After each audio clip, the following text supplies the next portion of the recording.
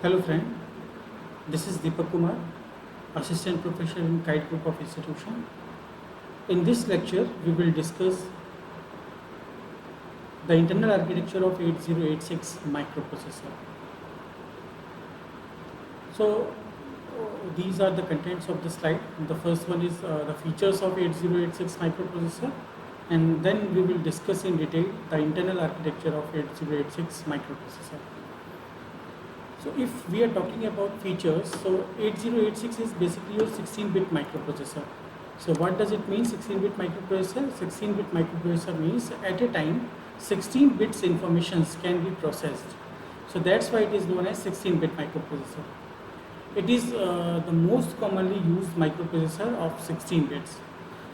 So it has actually 20 bits address time. So with the help of this 20 bits address time, we can refer 2 to the power 20, that is 1 MB memory locations. Okay, that means the size of memory is your 1 MB. It can support up to 64K input-output ports. It provides 16-bit 16 bits register. So here we have total 14 registers, and the size of each register is of 16 bits. Word size is of 16 bits, as I told you that at a time we process the 16 bits information. So that's why here the word size will be considered as 16 bits, and the double word size will be considered as 4 bytes. It has multiplexed address and data bus. So here we have actually total 20 address line, as I told you, that is A0 to A19. That is your 20 address line, out of which A0 to A15, that means 16 address lines are multiplexed with the data. So that's why it is considered as AD0 to AD15. That means here we can have address information as well as we can have data information also. So that's why it is represented as multiplex address line. And the remaining A16 to A19 bits, that is 5 bits, 4 bits, that 4 bits are basically considered as the address bits. Okay. 8086 actually operates in two different modes, that is minimum mode and maximum mode. What do we mean by minimum and maximum mode?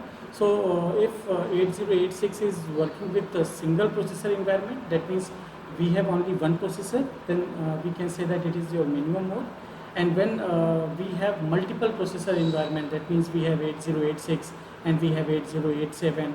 So if we are using multi-processor environment and perform communication using 8086, then it is known as it is working as maximum mode. Okay. So here actually the concept of pipelining can be executed. So due to the concept of pipelining, we can we can enhance the speed of 8086 microprocessor. So it can prefetch up to 6 instructions bytes from memory. So with the help of this prefetching of the micro instructions from the memory, basically boost up your speed, basically implement the concept of pipelining. Okay.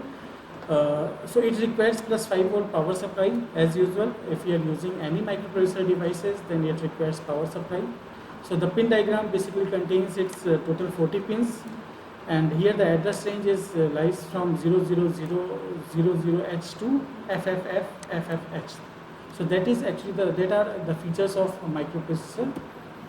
Now we are just moving towards the internal architectures of 8086. So this architecture is basically divided into two parts. The first one is your bus interface unit, and the next one is your execution unit. But as the name suggests, bus interface unit. So this particular unit basically worked as an interface to the external devices. It works as an interface to the external devices. What do we mean by interfacing with external devices? It means that whenever we want to read the information from memory, from input-output devices, or we write the information from memory or the peripheral devices, or as well as we read the instructions or write the instructions. So for these purpose, this particular unit worked as an interface.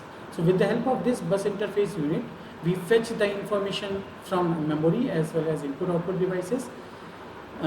In this particular unit, we have bus interface unit. We have prefetch queue, where 6 bytes of informations can be prefetched for the executions. So 6 bytes of information is prefetched. With the help of actually this process is performed during the time of execution. Let's suppose the current instruction is executed. So when the current instruction is executed, at that time the next instructions bytes are prefetched and stored in this particular queue. With the help of this queue, we can implement the concept of pipelining, and we extend the execution process. So in bus interface unit, we have different registers. So that are code segment, stack segment, data segment, extra segment, or instruction pointer. All of these of 16-bit registers. So with the help of these registers, we actually identify the address of memory from where we fetch the information, or from or where to store the information. So the role of execution unit is that it basically performs the decoding of the instruction as well as the execution of the instructions. What do you mean by decode of the instruction? Actually, execution unit have control unit. So first of all, the instruction is read from the memory, and it will place and its bytes will be placed to the instruction queue. So the top bytes are moving towards the control unit, and control unit basically decode the information, that which operations we actually want to perform. So when the decoding is done, then the microprocessor will, then 8086 microprocessor is we know that what we actually want to perform, what we have to perform. So this control information is sent towards all the unit of this particular 8086, and the appropriate operations has been performed. Execution unit have arithmetic and logic unit to perform arithmetic and logic operations. Here we have flag registers, flag registers, which tells the status of flag, which tells the status of the operations.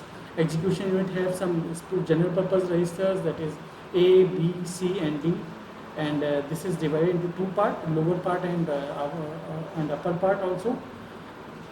Then we have some pointer registers, then we have some index registers, so stack pointer and base pointer. These are the pointer registers, source index and destination index.